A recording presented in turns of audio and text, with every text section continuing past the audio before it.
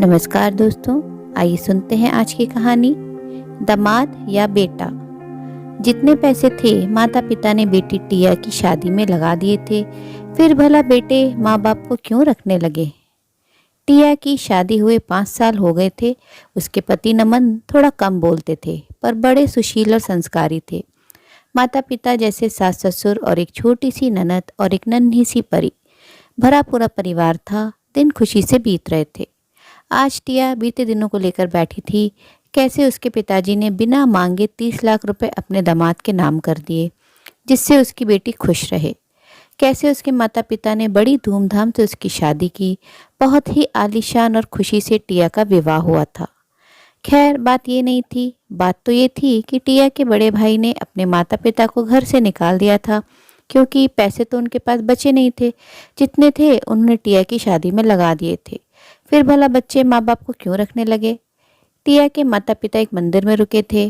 टिया आज उनसे मिल के आई थी और बड़ी उदास रहने लगी थी। आखिर लड़की थी, अपने माता पिता के लिए कैसे दुखी नहीं होती।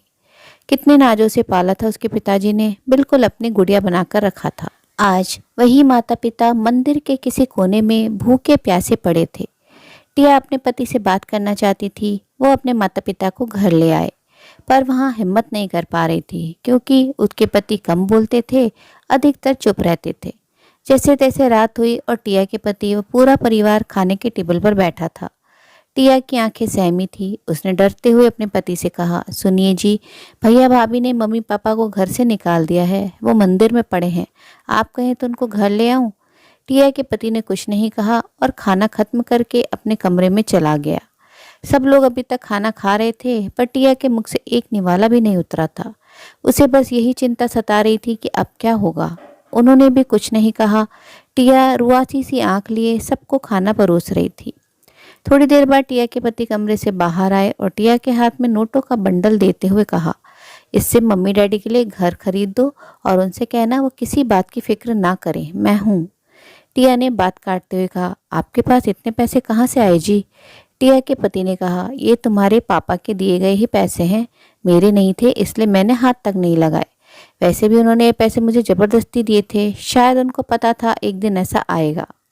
टिया के सास ससुर अपने बेटे को गर्व भरी नज़रों से देख रहे थे और उनके बेटे ने भी उनसे कहा, अम्मा जी बाबूजी सब ठीक है ना।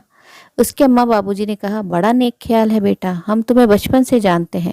तुझे पता है अगर बहू अपने माता पिता को घर ले आई तो उनके माता पिता शर्म से सर नहीं उठा पाएंगे कि बेटी के घर में रह रहे हैं और जी नहीं पाएंगे। इसलिए तुमने अलग घर दिलाने का फैसला किया है। और रही बात इस दहेज के पैसे की, तो हमें कभी इसकी ज़रूरत नहीं पड़ी, क्योंकि तुमने कभी हमें किसी चीज़ की कमी होने नहीं दी। खुश रहो बेटा, कहकर टिया और उसके पति को छोड़ सब सोने चले गए। टिया के पति ने फिर कहा, अगर तुम्हें और पैसों की ज़रूरत हो तो मुझे बताना, और अपने माता पिता को बिल्कुल मत बताना घर खरीदने को पैसे कहाँ से आए। कुछ भी बहाना कर देना, वरना वो अपने को दिल ही दिल में कोसते रहेंगे।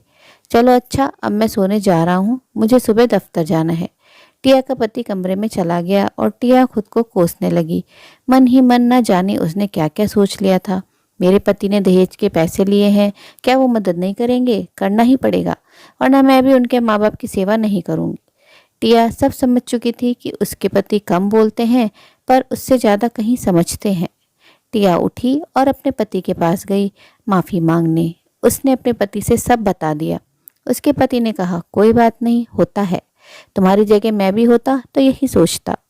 टिया की खुशी का ठिकाना नहीं था। एक तरफ उसके माँ बाप की परेशानी दूर हो गई थी, दूसरी तरफ उसके पति ने उसको माफ़ कर दिया था, और शायद टिया को अपने कम बोलने वाले पति का प्यार समझ आ गया था। उम्मीद है दोस्तों कहानी पसंद आई होगी। कहानी अच्छी लगी हो तो अपनी राय कमेंट बॉक्स में ज़रूर साझा करें और अपने मित्रों प्रियजनों के साथ भी शेयर ज़रूर करें। दोस्तों आपसे अनुरोध है, अगर आप चैनल पर नए हैं तो ऐसे ही नई नई जीवन से जुड़ी कहानियाँ सुनते रहने के लिए चैनल को सब्सक्राइब जरूर करें। कहानी अंत तक सुनने के लिए आप सभी का दिल से बहुत बहुत शुक्रिया। तो फिर मिलते हैं अगली कहानी में। तब तक के लिए आप लोग अपना ध्यान रखिए, खुश रहिए, ऐसे ही कहानियाँ सुनते रहिए।